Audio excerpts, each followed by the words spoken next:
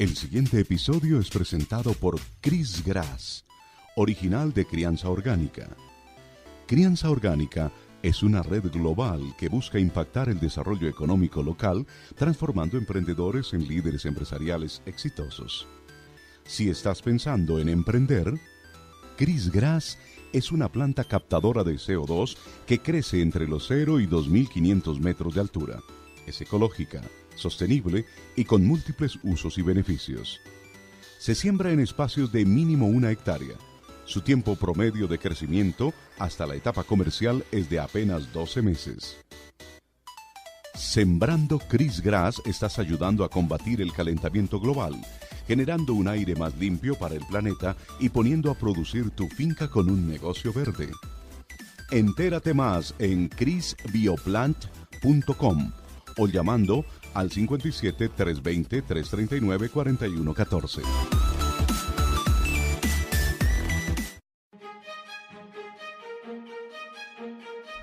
Bienvenidos a Escuchando a... Hola a todo el mundo, hoy nos encontramos con una actriz colombiana, Aida Bosa. Una edición especial de Escuchando Ando. Muchísimas gracias, ¿cómo están? Muchas gracias por la invitación. A mujeres y hombres que han triunfado en el mundo del emprendimiento personal y empresarial. El enfrentarte tú con la resistencia, porque esto es una carrera de resistencia. Y ese trabajo que se hizo, la banda sonora de esa serie, es lo que hoy en día es mi primer proyecto musical. Aida, ¿cómo es la preparación suya para un papel? Escuchando a...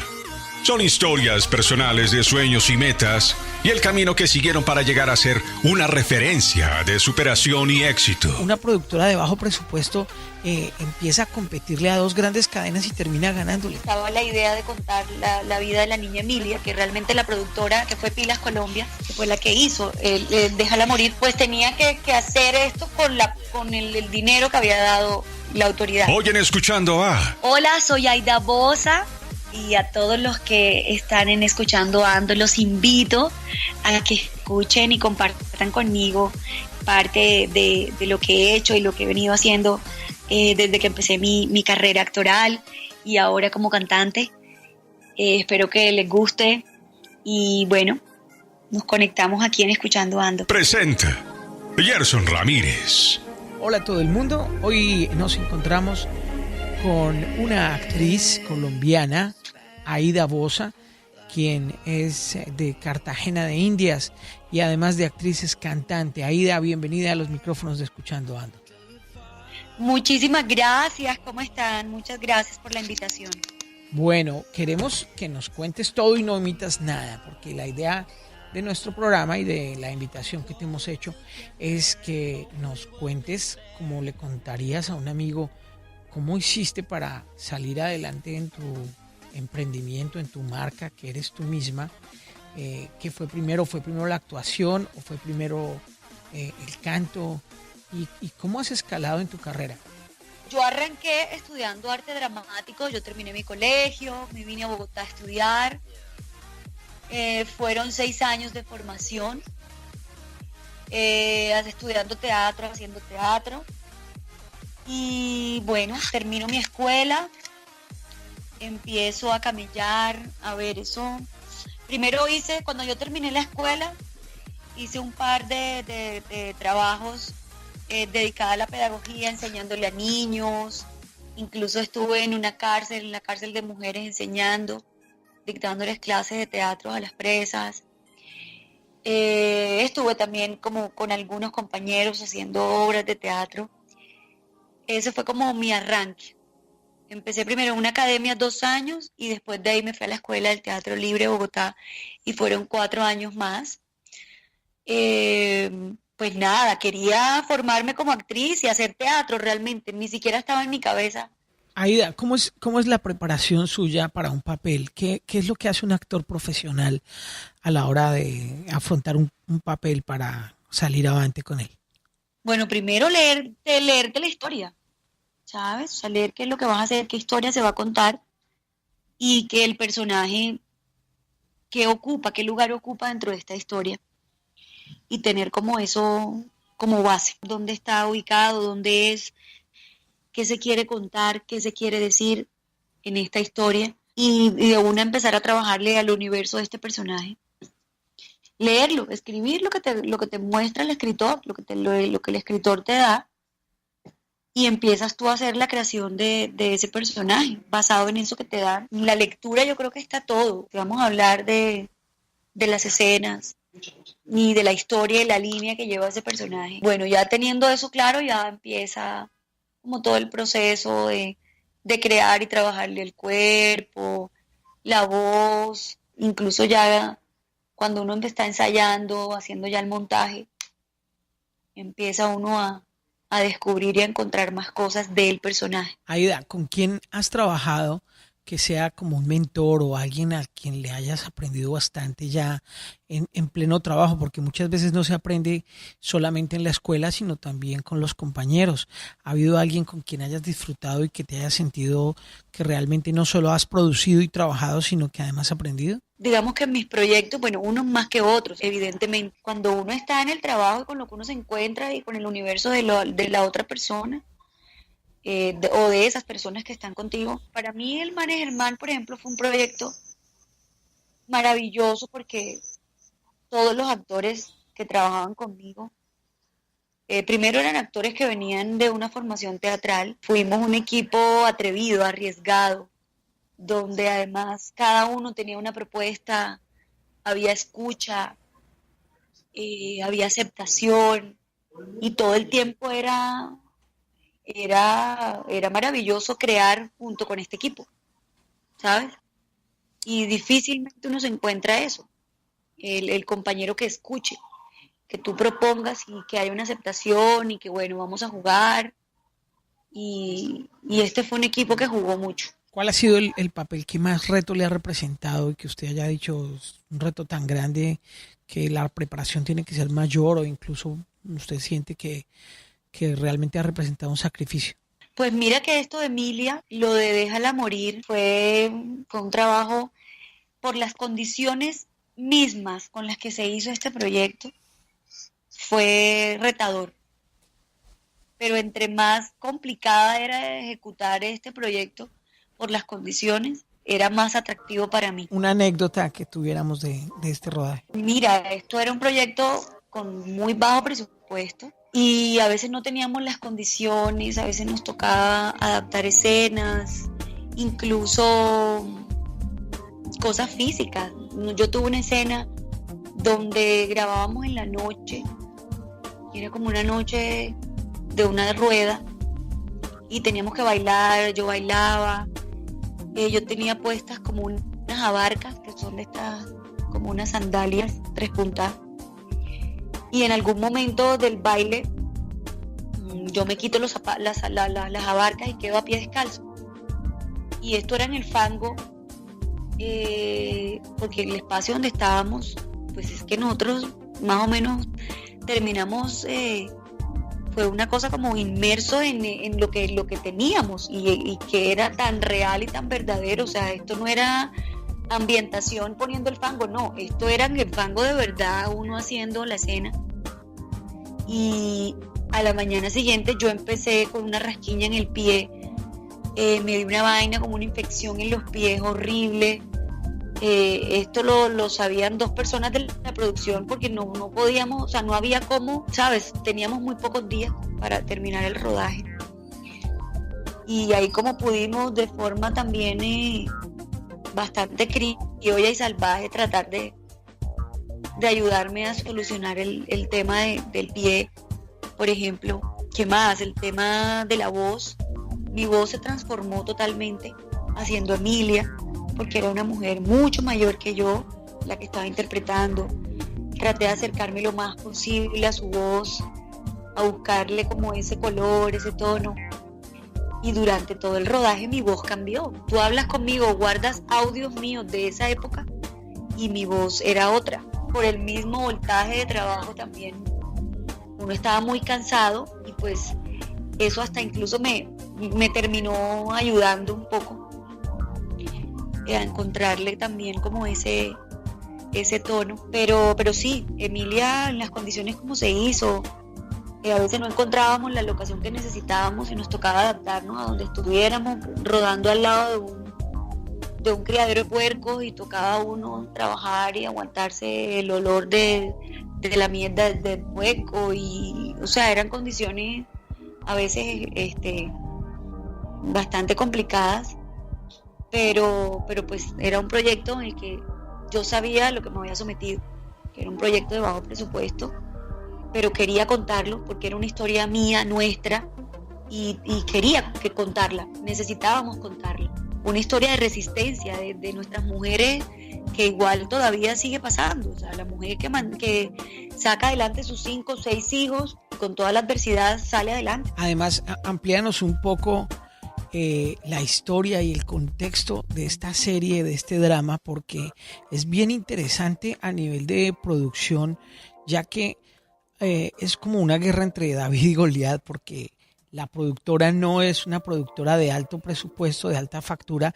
Colombia, que es el país donde se desarrolla, es un país que le invierte muy fuerte al tema de las producciones de novelas y de dramas. De hecho, es una fábrica completa de telenovelas, y hay 2 grupos económicos gigantescos que son los que siempre llevan la pauta a la hora de hacer novelas y series. Resulta que esta producción no es de ninguno de esos 2 grandes monstruos de la producción de televisión. Cuéntenos un poquito acerca de ello, porque es bien interesante de ver cómo una productora de bajo presupuesto empieza a competirle a 2 grandes cadenas y termina ganándole.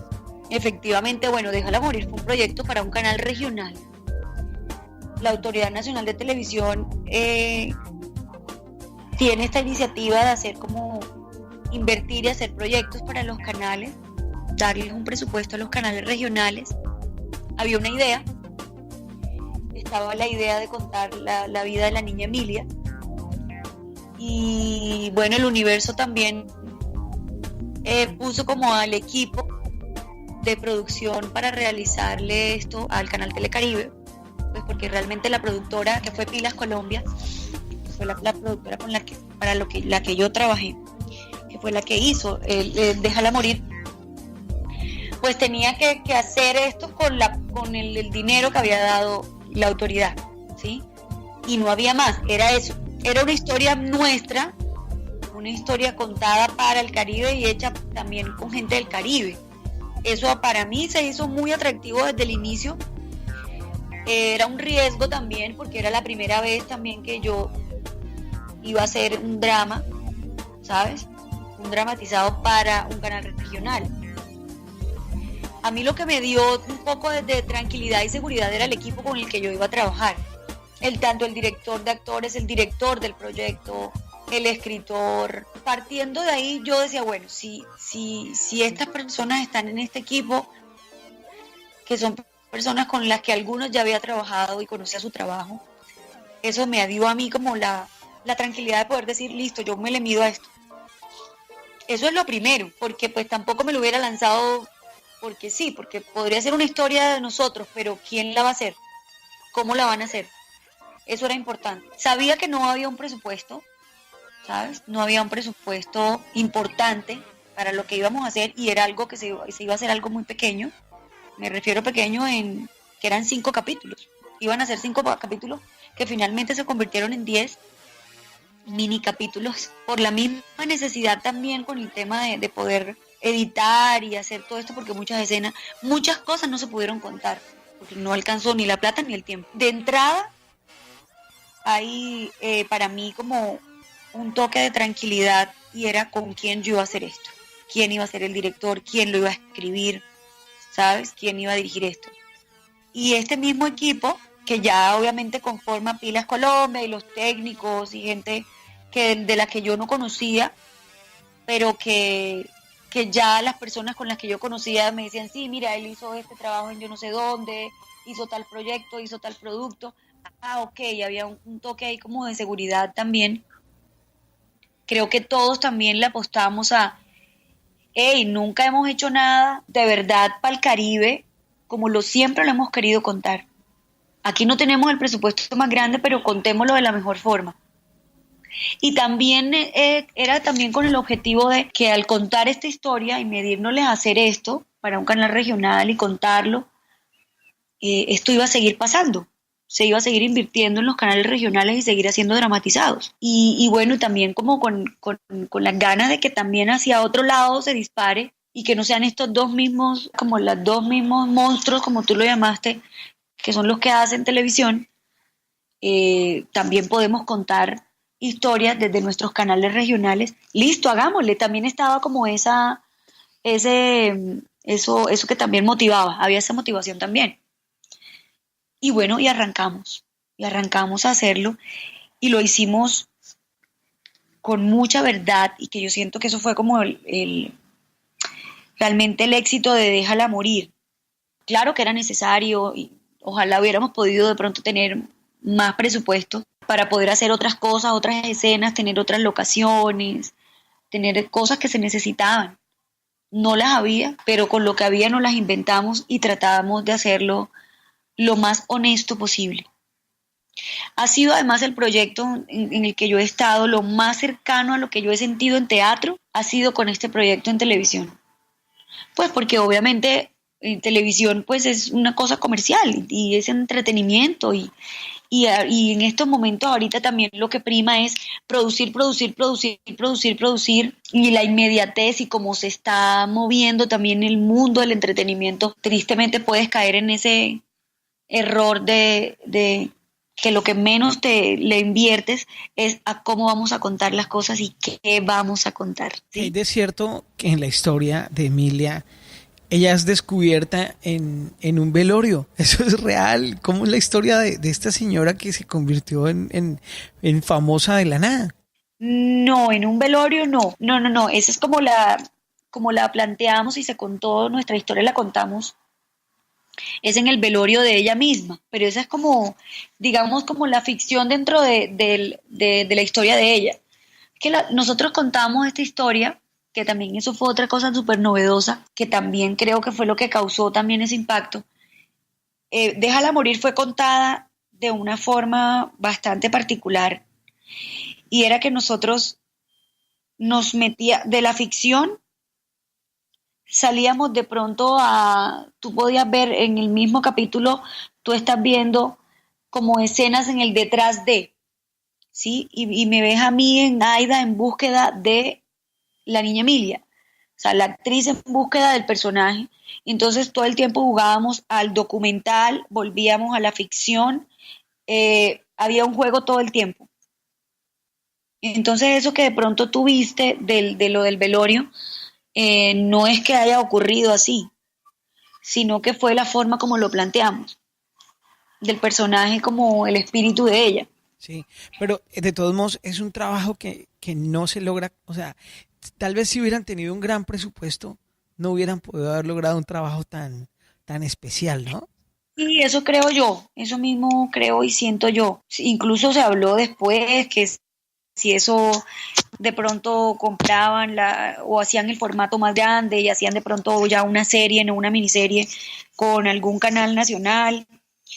Y yo me acuerdo que cuando medio yo escuché eso, yo dije, bueno, la verdad, si eso llegara a pasar, yo me hago a un lado y pues que se busquen a otra actriz. Porque yo sentía pues que ya eso que se había hecho y cómo se logró y lo que se hizo, eso es algo, ya, así como estuvo perfecto. Sí. Ya meterle otra cosa, ya lo daño. Era, pues siento que fue así. Y finalmente como que no se pudo dar y quedó así, quedó lo que se hizo, lo que se grabó, lo que se contó y cómo lo contamos. Es un gran ejemplo de cómo con un bajo presupuesto se pueden lograr grandes cosas y se pueden contar grandes historias. Démosle para ya despedirnos un saludo a la gente que está comenzando sus proyectos y que no tiene el presupuesto que quisiera. ¿Cuál es el mensaje que hay para ellos y los consejos que les podrías dar ya en la despedida? No soy como quien para dar un consejo, pero lo doy dentro de mí, dentro de lo que he vivido y he recibido hasta ahora. Finalmente, como lo contaba al principio, era un proyecto con bajo presupuesto, pero había algo ahí que que tenía un nivel de importancia, o sea, queríamos contar algo, que necesitábamos contarlo y contarlo desde el punto de vista de verdad, como lo vive uno en el Caribe, ¿sí? Porque nosotros siempre nos mostraban las historias de la costa adornadas y bonitas, y correctamente bonitas, cuando la realidad es otra, ¿sí? Cuando uno se mete a los pueblos como el que donde estuvimos nosotros rodando en Mate, en Evitar, allá, pues uno ve que las cosas no son tan bonitas como se la muestra a uno de pronto en la televisión. Y nosotros mostramos tal cual como era, tal cual así, con el fango, como te hablaba. Entonces había algo que contar, o sea, había algo importante para hacer, algo que de verdad motivaba y necesitábamos hacerlo. Esa era una motivación. Si realmente hay una motivación importante, si yo quiero hacer mi empresa para, no sé, hacer empanadas, porque es que es la receta de mi abuela que viene de generación en generación y no tengo el presupuesto para poder hacerlas como, no sé, tener 5 puntos de entrada de una vez para vender, pero no sé, la única salida que tengo ahora es venderlas allá en el parqueadero de mi edificio. Pero necesito que esta receta la prueben y que esto no muera la tradición. O sea, de entrada uno siente las cosas, o sea, ¿qué quieres contar? ¿Qué quieres hacer? Ahí tiene que haber una motivación, ¿sabes? Porque esto es desde mi punto de vista. No solamente todo tiene que ser por un tema económico y del dinero. Sí, es necesario, lo necesitamos todo y necesitamos trabajar. Aparte, te digo, una de las cosas es que yo hice ese proyecto apostándole también a que es chévere que se sigan contando cosas a nivel de un canal regional, pero ojo, y lo digo y lo sostengo y lo vuelvo a decir, yo eso lo hice una vez.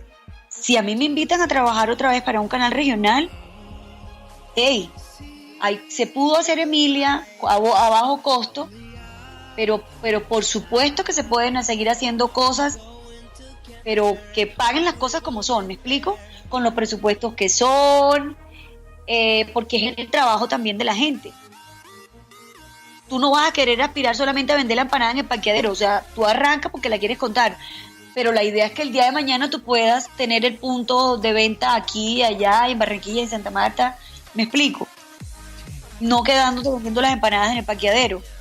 Entonces, eso tiene su juego ahí también, que puede ser un poco peligroso, pero sí tener claro hacia dónde vas con eso que quieres hacer. Pero arrancar, atreverse, lanzarse sin miedo. Y tú mismo vas sintiendo hacia a dónde es que tú quieres ir y vas sintiendo si por ahí es la vuelta o no. O la misma vida te va también diciendo, bueno, bien, por aquí es, o ahorita hay que atravesar este trecho aquí, pero para allá vamos. Te invitamos a que consultes nuestra página con los anteriores y nuestros nuevos episodios solo aquí en Escuchando Ando.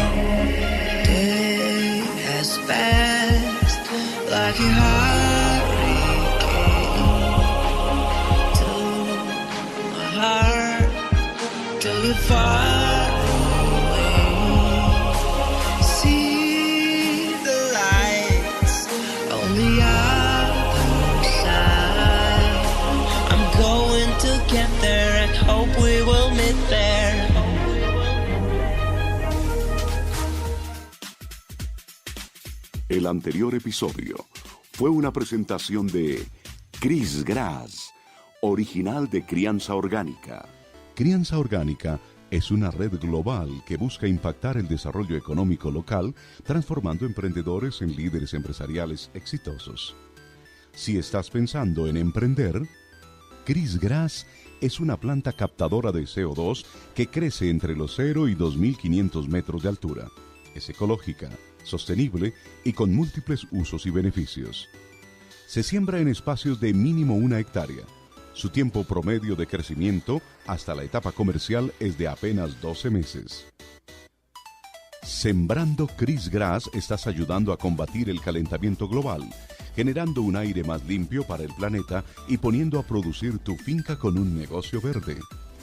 Entérate más en crisbioplant.com o llamando al 57 320 339 4114.